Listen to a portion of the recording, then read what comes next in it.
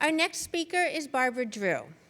Barbara is an internationally recognized cardiac monitoring expert about alarm fatigue in hospitals, and she is among an elite group of nurse scientists conducting research to help inform emerging national regulations. She founded the ECG Monitoring Research Lab and has mentored numerous graduate students pursuing studies in the field of electrocardiology. The title of her talk today is Battling Alarm Fatigue. Barbara.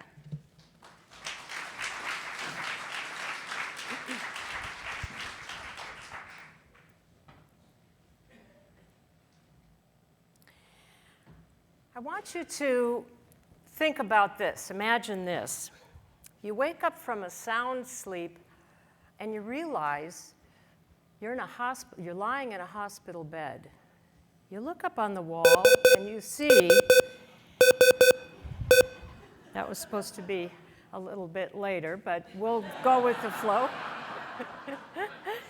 You see a big flat screen color monitor with waveforms on it and numbers, and you realize this is your physiologic monitor that you're attached to. And you think to yourself like this, you talk to yourself like this, that top rhythm looks like my electrocardiogram. Gosh, I wish I'd have taken Barbara Drew's EKG class when I was a student at UCSF. Well, no matter, there's a big letter 70, number 70 next to it, which I'm smart enough to know is a normal heart rate. Now I remember I went in for surgery this morning, and I'm obviously recuperating in the ICU. I feel pretty good. I made it through. Just got a scratch on the back of my head. Oh my God, what is that? My EKG is jumping all over, and now it says 250. I must be dying. How come nobody's coming into my room to check on me? Where's my nurse? Well, what I've just shown you plays out in hospital units every day. And my research lab, the ECG Monitoring Research Lab that I founded in 1991, is really interested in solving this problem. Because what happens is the first time that alarm sounds, the nurse drops everything and runs to check on the patient. But if that alarm goes again and again and again and again, it's the cry wolf fable, right?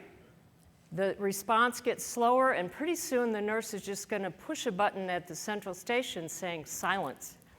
Just like you wanted me to do a moment ago, right? Just like when you hear car alarms, you get tired of them.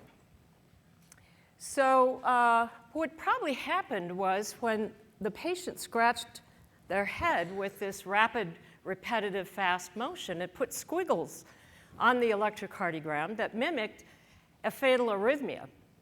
And the computer algorithm inside that monitor can't distinguish between motion artifact and a fatal arrhythmia, so it sounds an alarm.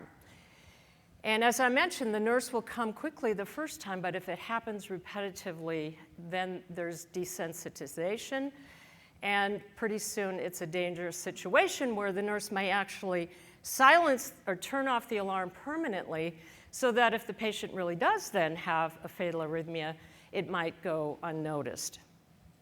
As I mentioned, my research lab is interested in looking at this, and we decided first to look at the magnitude of the problem.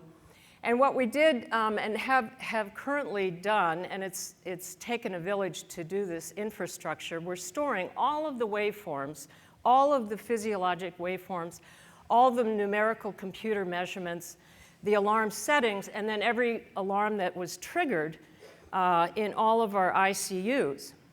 So how many alarms do you think occurred in the 31 days of March in our 5 adult ICUs, a total of 77 beds? Well, a staggering more than 2.5 million unique alarms in 1 month. Now, not all of those signal a life-threatening, dangerous rhythm, and we wanted to look at every single one of those. There were 12,674, and we plowed through each and every one, and we determined that 88% of them are false alarms. Now, not all of these alarms are audible because we want to make the environment restful, but there were over 380,000 that were audible alarms. So that means that the audible alarm burden is 187 audible alarms per bed per day. So if you're trying to get restorative sleep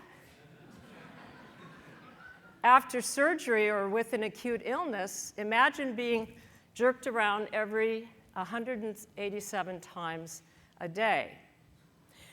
What we're looking at is what we've put together in the ECG Monitoring Research Lab is a multidisciplinary group of nurse scientists and engineer and computer scientists to solve this problem.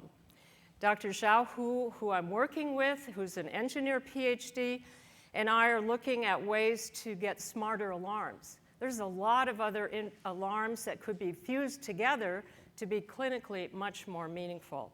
And he's developing and testing what he calls super alarm, which grabs also information from the electronic medical record to fuse together with the alarm combinations that are most clinically meaningful, so that there'll be fewer alarms, but when they do occur, you pay attention to them.